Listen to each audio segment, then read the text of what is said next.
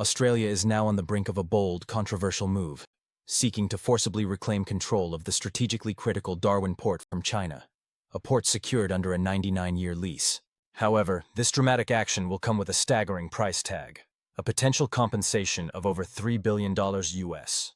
The tensions escalated earlier this year when Prime Minister Albanese made a startling promise to the media, vowing that, regardless of the outcome of the upcoming elections, the lease agreement with China for Darwin Port would be forcibly terminated. He went further, stating that if no private buyer is found, the Australian government would use taxpayer money to repurchase the port. This declaration sent shockwaves through China, igniting a firestorm of anger. It's hard to forget that just 12 years ago, Darwin Port was nothing more than a neglected, decaying dock on the verge of abandonment. It was China's Landbridge group that stepped in, investing $320 million US in 2015, securing the 99-year lease and bringing the port back to life.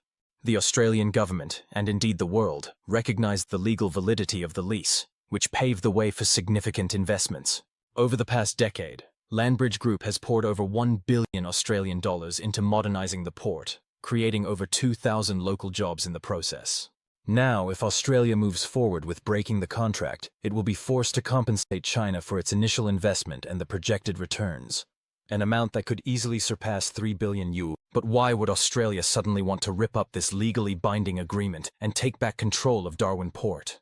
What could drive such a high-stakes, potentially disastrous decision, and how will China respond to this unfolding drama? Let's explore the background. For those who may not know, Darwin Port was once a remote, almost forgotten harbor on the northern tip of Australia. The region's vast, sparsely populated land, combined with its weak economic infrastructure, meant that Darwin Port had long been neglected by the Australian government. By 2012, an official audit revealed that 68% of the port's equipment was obsolete, with facilities nearing the point of collapse, and the port's annual throughput had dropped to a mere 2.7 million tons. It seemed that Darwin Port was doomed unless something drastic changed. In 2015, the Northern Territory government decided to lease out the port, hoping to attract foreign investment to revive it. At the time, more than 60 investment teams expressed interest. However, breathing life into this dying port was not an easy task.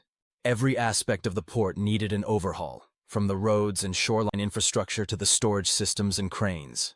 But what made China so willing to step in and take a chance on this struggling asset? The answer lies in geography. Darwin Port, situated on the northwestern coast of Australia's Northern Territory, is strategically placed on the Timor Sea, directly across from Melville Island and Based Island. Through the Van Diemen Bay, it offers a direct route into the Arafura Sea, and ultimately to the Pacific Ocean. This location makes it a vital shipping route connecting the Indian and Pacific Oceans. For China, Darwin Port is Australia's closest major port to Asia, crucial for military logistics, energy transportation, and the docking of large vessels. As the world's manufacturing giant, China exports vast quantities of goods globally. To further boost its foreign trade, China cannot rely solely on its domestic ports. Thus, the country has increasingly sought out opportunities to invest in overseas port projects, often choosing to lease and cooperate with strategic partners. In the case of Darwin Port, China's Landbridge Group won the bid in 2015, securing the 99-year lease with a hefty investment of $320 million US, an extraordinarily rare long-term agreement in the world of international commerce. Since then, Landbridge Group has poured resources into transforming Darwin Port. Over 3 years, the company invested more than $18 million US to upgrade roads, expand storage, replace aging equipment, and revamp the port's information systems. In 2017, they invested an additional $12 million to build a dedicated area for 260 refrigerated containers and improved critical port facilities, drastically boosting operational efficiency. This transformation turned the once-abandoned port into a thriving hub, with throughput soaring from just 16 million tons in 2015 to a projected 30 million tons by 2024. Darwin Port has now become an essential link between Australia and Asia. But now, with Australia's unexpected move to potentially break the lease, the future of Darwin Port hangs in the balance.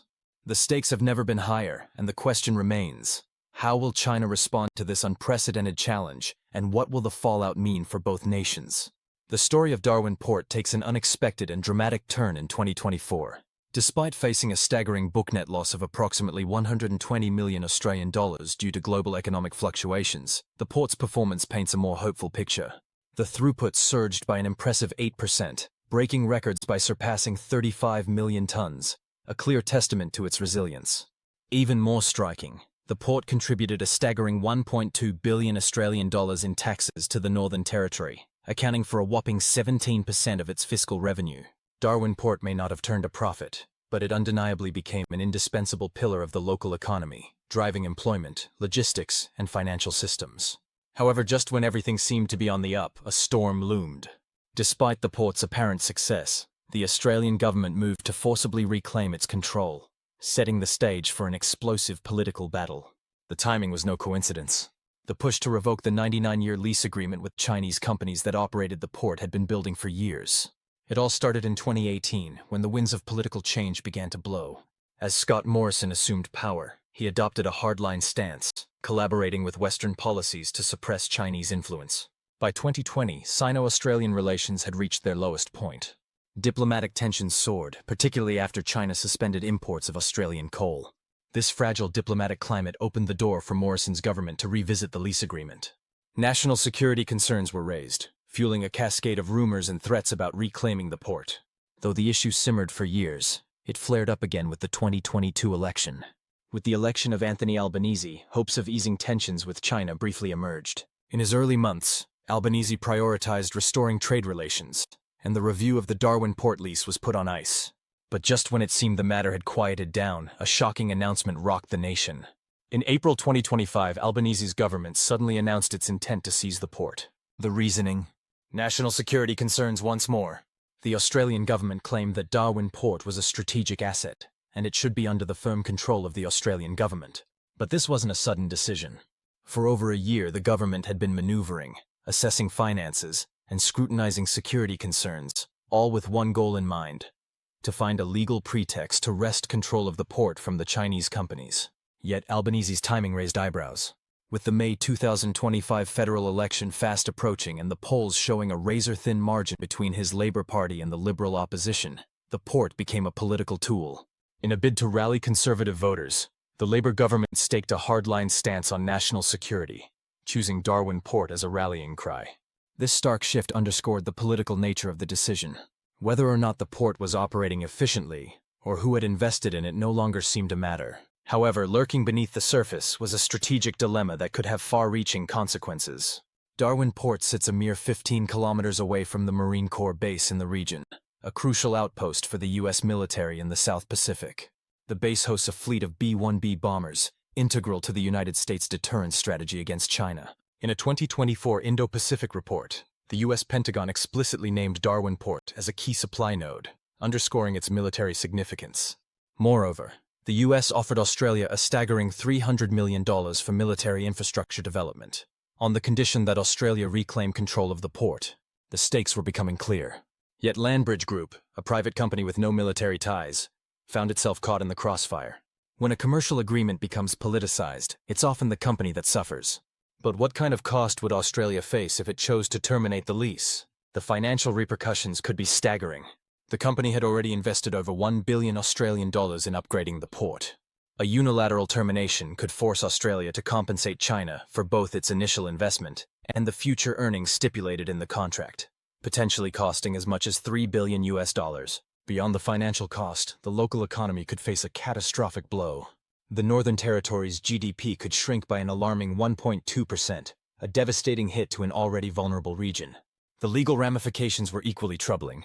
The lease agreement between Landbridge Group and the Northern Territory government was a legally binding contract, compliant with Australian commercial law. To terminate such an agreement, the federal government would need to present solid evidence of a national security threat. But after a decade of operations without incident, and with Landbridge's cooperation on security checks, the government's case appeared flimsy at best. International law also posed a major challenge. Australia could not simply seize the port without a justified, evidence-backed reason. The government's attempt to forcefully reclaim Darwin Port based on national security was tenuous at best. From a strategic standpoint, the true value of Darwin Port wasn't the company operating it, but its position in the heart of the Indo-Pacific. If Australia continued to politicize this commercial contract, it could win some applause from populist voters in the short term. However, the long-term costs, financially, legally, and diplomatically, could far outweigh the immediate benefits. Furthermore, the economic ties between Australia and China were too significant to ignore. In 2024 alone, South Australia's exports to China reached a record high of 4.43 billion Australian dollars. China remained Australia's largest market for essential exports like wine, mutton, wheat, and iron ore. If tensions over Darwin Port spiraled out of control, these vital industries could face devastating repercussions. Ultimately, the Darwin Port issue is not just about a lease dispute. It's a litmus test for the future of Sino-Australian relations. If Australia wants to resolve this conflict diplomatically, it must return to the negotiation table, balancing national interests with international stability. As the clock ticks toward the election, the question remains: will reason prevail, or will political maneuvering shape the course of Australia's future? So, what do you think? To stay updated on this unfolding drama and more, don't forget to subscribe to our channel and turn on notifications. We have much more in store.